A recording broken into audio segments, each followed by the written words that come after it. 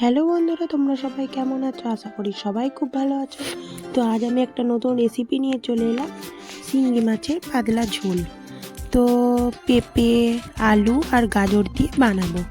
তো প্রথমে কি করলাম দেখো, কড়াতে একটু তেল দিয়ে মাছগুলোকে ভালো করে ধুয়ে নুন হলুদ মাখিয়ে ভেজে নেব। যেহেতু একটু তেল ছিটকায় ওই জন্য একটু দূর থেকেই ছাড়ছিলাম।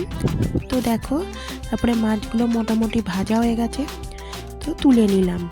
তারপরে হচ্ছে কালো জিরে ফোড়ন, কালো জিরে নয়, 5 ফোড়ন আর 2টো কাঁচা লঙ্কা দিয়ে একটুখানি পেঁয়াজ কুচি দিয়ে দিলাম। তো তারপরে একটু নাড়ি চাড়িয়ে নিলাম।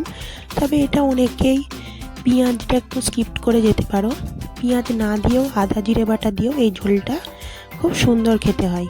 তো তারপরে দেখো, কয়েক কুচি করা টমেটো আর একটু হলুদ দিয়ে ভালো করে নাড়াচাড়া করে নেব।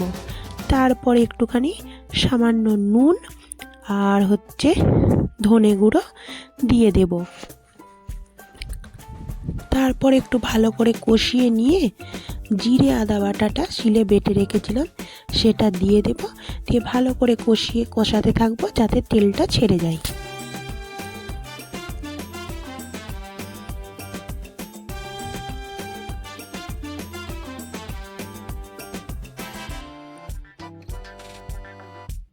তো ভালো করে কষিয়ে নিলাম।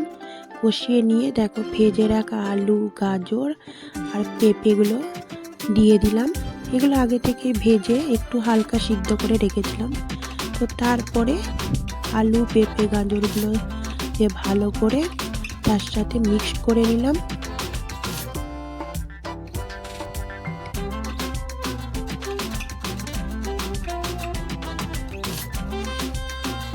তারপরে একটু জল ঢেলে নিলাম।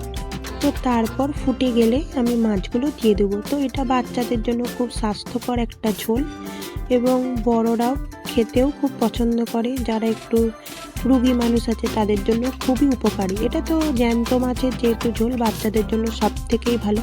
রেসিপিটা কেমন লাগলো অবশ্যই কমেন্টে জানিও। ভালো লাগলে লাইক কমেন্ট শেয়ার সাবস্ক্রাইব।